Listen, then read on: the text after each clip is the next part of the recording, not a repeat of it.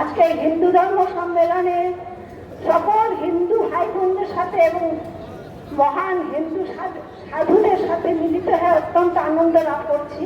শুধু এইটুকুই বলবো যে আচার্য স্বামী প্রণবানন্দজি বলেছিলেন, মহাশত্রু কি? আলস্য, নিদ্রা, তন্দ্রা, জড়তা, রিপ, ইন্দ্রিয়গণ। বর্তমানে বাংলার হিন্দুদের এই আলস্য, নিদ্রা, তন্দ্রা, জড়তার মোহে তারা এই বিপদে ভুগছে। শ্রীরামচন্দ্র তিনি তখন বালক ছিলেন, বিশ্বামিত্রের সাথে তিনি যখন যাচ্ছিলেন, তারকা রাক্ষসী আক্রমণ করলে বিশ্বামিত্র বললেন, রাম বাণ ছোড়ো, বাণ নিক্ষেপ করো। রামচন্দ্র বললেন, ইনি যে মা, মাতৃজাতির উপরে কি করে বাণ নিক্ষেপ করবো?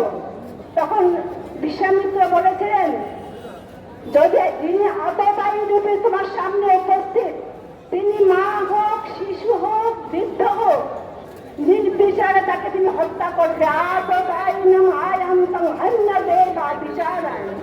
তাই আজকে আমাদের এই রামচন্দ্রের এই শিক্ষা নিতে হবে, আততায়ী রূপে যিনি আসবেন নির্বিচারে তাকে হত্যা করা, সেই রকম শৌর্য, বীর্য, তেজ, মনোভাব জাগিয়ে আমাদের সবাইকে উদ্বুদ্ধ হতে হবে এবং অন্যদেরকে উদ্বুদ্ধ করতে হবে।